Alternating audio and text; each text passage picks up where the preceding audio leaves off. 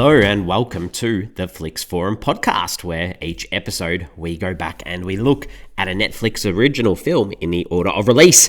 Today we have Netflix 378th film from 2021. It's the psychological thriller, The Woman in the Window. This is directed by Joe Wright and stars Amy Adams, Gary Oldman, Anthony Mackie, Fred Hechinger, Wyatt Russell, Brian Tyree Henry, Jennifer Jason Leigh, and Julianne Moore. What a huge cast we have today. I am Jesse. I am your host. As always, thank you for joining me as we navigate our way through Netflix original films. As always, if you haven't seen this film, The Woman in the Window, please do give us a pause and come back a little bit later on because we will spoil the film as we progress through this episode. You may notice I have a throbbing ear infection at the moment, so if I sound a little bit off, that's why, because I can't even hear my own voice back without my ear ringing through this system. So anyway, let's get into this show. Stick with me. We do start our show with the Fast Flicks, where we do a quick little summary of what the film is all about. So this one, it's about a woman who is too scared to leave her own home because she believes she's also witnessed a murder and she has to prove to the world this is what she saw, and that may involve having to leave that house. Intriguing. Let's talk about how this one ended up on Netflix. I'm sure some people have probably already seen this one. This one does have some pretty big viewer numbers, but around the world, this obviously the English title, The Woman in the Window, this is about a woman who sits in a window and watches the world go by. So in Chinese, it's called Snoop. Not bad, don't mind it. And in Vietnamese, it's called Secret on the Other Side of the Door. Not too bad either. The tagline for this film, there were three taglines. One of them was, "Some things are better left unseen." Yeah, not bad. Another one, "Seeing is believing." Meh, too vague. And the other one, "She has nothing to prove but what's real." Intriguing. Hopefully that intrigues you if you haven't seen this film. Let's talk about how this one ended up on Netflix. So we go back to September of 2016, where Fox 2000 Pictures acquired the screen rights to the novel of the same name by A.J. Finn. We then go to March of 2018, where it was announced that Joe Wright would direct the film from a screenplay by Tracy Letts, with Scott Rudin and Eli Bush serving as producers on the film. In the following month of April 2018, Amy Adams was set to star, and in July of 2018, Julianne Moore, Wyatt Russell, Gary Oldman, and Brian Tyree Henry joined the cast of the film. The following month of August 2018, Fred Hechinger and Anthony Mackie were also added, so big names joining this cast. Principal photography began in New York City on August the 6th of 2018 and wrapped on October 30.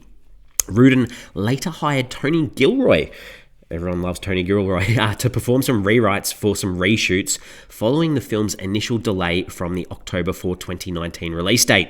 The score for the film was originally set to be composed by Trent Reznor and Atticus Ross, but they were replaced by Danny Elfman, another big name in the film business. We go to July of 2019, where The Hollywood Reporter said that the film had left test audiences confused, so the release date was further pushed from 2019 to 2020 as the studio worked on some reshoots. So as mentioned, the film was originally scheduled to be theatrically released on October the 4th, 2019 by 20th Century Fox, but on July the 9th, 2019, it was further delayed with Fox's new owner, Walt Disney Studios, re-editing the film after those test screenings and then put a new release date of May 15th, 2020. We go to March of 17th, 2020, where the film was removed from the release calendar due to the COVID-19 pandemic, with the intent to reschedule it for later in 2020. On the 3rd of August 2020, it was announced that Netflix was in final talks to acquire the distribution rights for the film from 20th Century Studios. Obviously, the name change when Disney purchased them, which it did, releasing it on the streaming service on the 14th of May 2021. This was the final film to be released under the Fox 2000 label as part of the Walt Disney Company's acquisition of 21st Century Fox. Then the label was shut down. According to the director Joe Wright, the final product was watered down from its original version, resulting in what he sees as negative reviews. Wright expressed an openness to a director's cut version of the film in the future. The film was the 29th best performing Netflix title of 2021, And the film and the source novel were among the inspirations for a further Netflix series from 2022, a dark comedy series called The Woman in the House Across the Street from the Girl in the Window, which spoofs tropes from the psychological thriller genre. So quite a big story there for this film. As mentioned, filmed in New York. This was released on the 14th of May, 2021. It had a few nominations. None of these nominations are necessarily positive. It had 5 nominations at the Golden Raspberry Awards. These are the awards that give out the awards for the worst films of the year. It was nominated for Worst Picture, Worst Director, Worst Actress, Worst Screenplay, and Worst Prequel, Remake, Ripoff, or Sequel. Amy Adams was also nominated at the Alliance of Women Film Journalists for She Deserves a New Agent Award. Oh man. And it also received 2 nominations at the North Carolina Film Critics Association for Brian Tyree Henry and Anthony Mackie, literally just for having studied at their school. So nothing very positive. What are the critics and audiences saying about this film? This is pretty dire stuff. On Rotten Tomatoes, sits at 25%. That's on 220 reviews. So definitely rotten. The audience, a little bit higher, but still very low on 33%. That's on more than 1,000 ratings. IMDb, it sits a little bit higher, 5.7 out of 10 on 87,000 ratings. So quite a lot of logs there.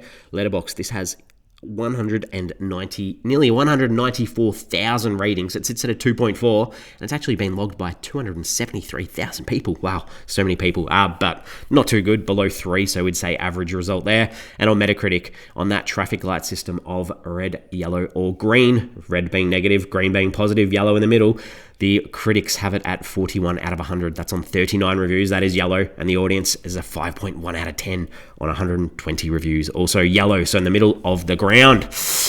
Whew, what are my early thoughts? It's such a great cast. They're all wasted with poor dialogue or too little screen time. This film, it's just not very good, unfortunately.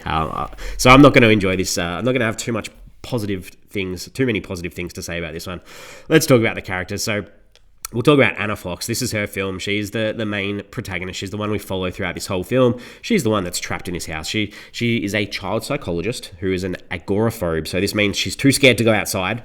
So she lives pretty much off wine, antidepressants, old movies, and watching what she can see outside her windows, especially the new neighbors who move in. She's separated from her husband and daughter throughout, and I've already said, spoiler alert, so again, if you don't want to know about this film, turn off now. But one of the twists is that the family, everyone in her family, her daughter and her husband died in a car accident, and it's pretty much her fault because she was cheating on her husband, and the phone was ringing in the car, and the husband's like, "Is that your boyfriend?" pretty much, and then she crashes the car. She has a cat in her house that keeps her company, but other than that, there isn't much going for her throughout the film. She obviously, through her child psychology, she cares about kids, and she's obviously going through trauma and regret based on not being there to protect her own child, and she wants to see other kids looked after, and that's where Ethan, the new neighbor, comes in, and she sees him as a child and someone who probably needs a bit of protection. Alistair is his dad, Jane's the mother. They move in across the road. They've come down from Boston. This Ethan kid seems a little bit shy and sweet, but realistically, he's pretty much a manipulative psychopath. He reminded me very much, very much a psychopath. He's allergic to cats. I guess that's a normal trait, but other than that, he's very manipulative is how I would put him. David Winter, he's the only other real company Anna gets. It's this guy. He lives in her basement. She lets it out to him and allows him to stay there. He's a wannabe musician who obviously can't make money playing music, so does a bit of handyman work for a lot of the people around the area, including the new neighbors, which makes Anna a little bit suspicious of his motives and what he does as well when she finds out that he sort of is on the run from the law a little bit too and has a bit of a violent streak. The neighbors, Alistair Russell, he's the dad, Ethan's dad. Even though a lot of the information about him is through almost unreliable narrators in Anna and Ethan, we do, I believe this is real, we see him hit Ethan on the doorstep of Anna's house. So I guess he's a little bit of an abusive man. We don't see the real, I guess we see the real Jane. There's two Janes. We see the real Jane leave the house after a blow up with him. So you've got to say he's probably not a very nice guy. And then Jane, the wife, or Katie, the other Jane that we meet. We don't really know much about her. But obviously Jane is the new wife of Alistair, and Katie is Ethan's birth mother, who hasn't been around, but pops in a very short cameo from Julianne Moore, and what a blast she was in that scene. She was really good. The only other character, there's a few police officers and a few other people. Detective Little, very stereotypical cop, much wasted opportunity. I mean, realistically, there's not much that Tyree Henry could do with him, but did what he could, I guess. The director, Joe Wright, obviously big name director, 25 credits, including Pride and Prejudice, Atonement, so those very period sort of pieces, The Soloist, Hannah, Anna Karenina, The Peter Pan film, Darkest Hour, Cyrano, an episode of Black Mirror, so lots of big period piece sorts of films. So it's no surprise that this film does look pretty good, which we'll probably talk about soon anyway.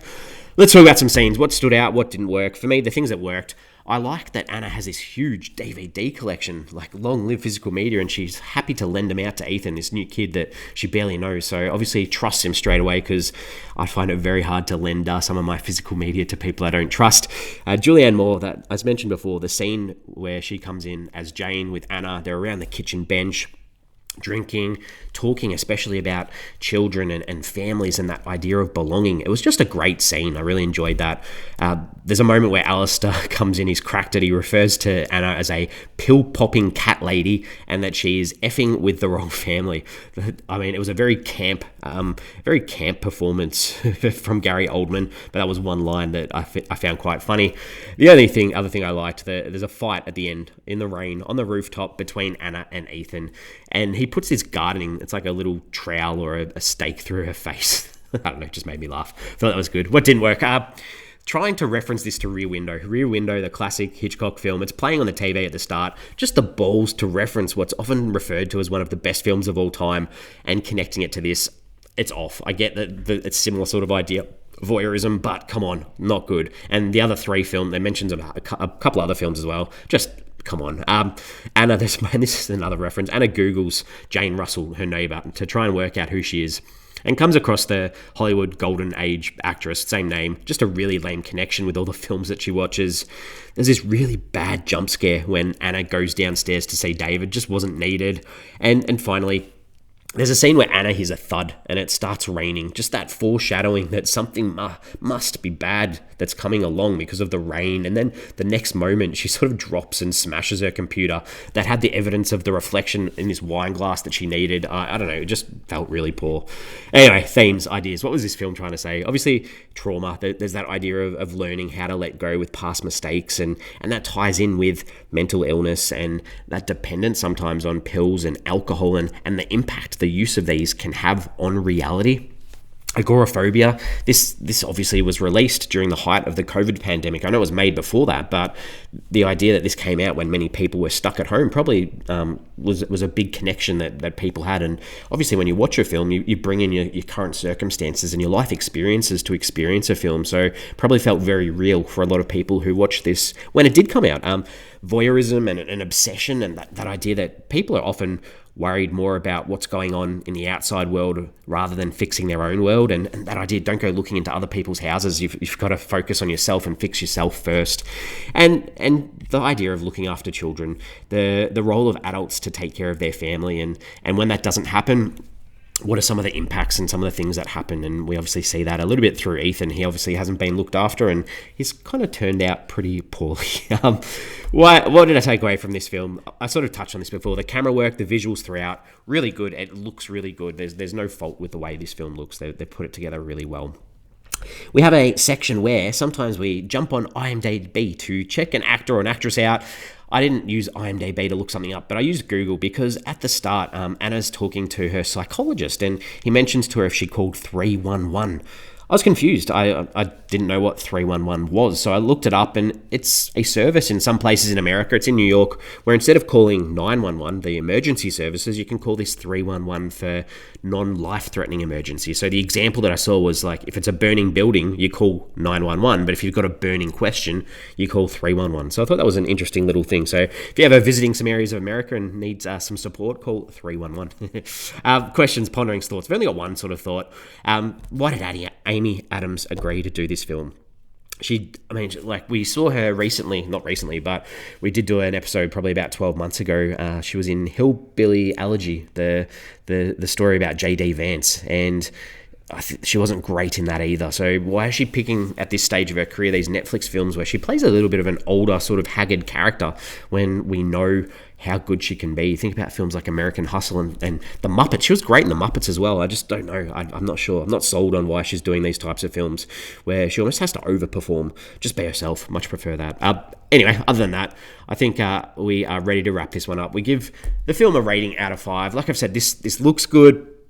It's got a great cast, but they're not given much to work with, and you can sort of tell through the reshoots and obviously the re-edits and poor sort of feedback from test screenings that it's a bit of a mishmash. It's like they've tried to put things in to make it, like they put these text on the screen in between every day to tell you what day of the week is. And I'm not sure if that was just put in for the audience to keep track of what's going or to counteract the unreliability of Anna's character and what she was seeing or what she was doing. I'm not sure, but it just felt like a mishmash. It's just pretty ordinary on many levels, but it does look all right. Giving it a 2 out of 5.